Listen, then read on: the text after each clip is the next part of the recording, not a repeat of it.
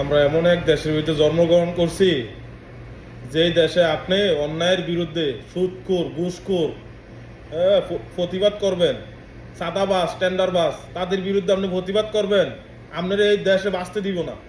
এই দেশের ভিতরে আপনাকে বাঁচতে দিব না। হাদি ভাইয়ের মতো একটা মানুষকে, হাদি ভাইয়ের মতো একটা মানুষকে, এমন একটা প্রতিভাবান মানুষকে মাইরা লাইছে আজকে 20 দিন 25 দিন হয়। এই মানুষটার বিচার এখন পর্যন্ত পাইলো না। মানুষটার খুন করছে কে, তার খুনির এখন ধরতে পারলো না। তার খুনি কই আছে তা এখন পর্যন্ত পাইলো না। বাংলাদেশের ভিতরে প্রতিভাবান মানুষ হয়ে লাভ নাই। আপনি প্রতিবাদ করবেন, বাঁচতে দিব না। আপনার মুখ বন্ধ করে লাইবে একবারে, চিরতরের লেগে বন্ধ করবো। আপনার জীবনে বাঁচতে দিব না। হাদি ভাইয়ের খুনিরে যদি না ধরতে পারে বাংলাদেশের মানুষে, তাহলে আর এই হাদি ভাইয়ের মতো মানুষ আর জন্মাইব না।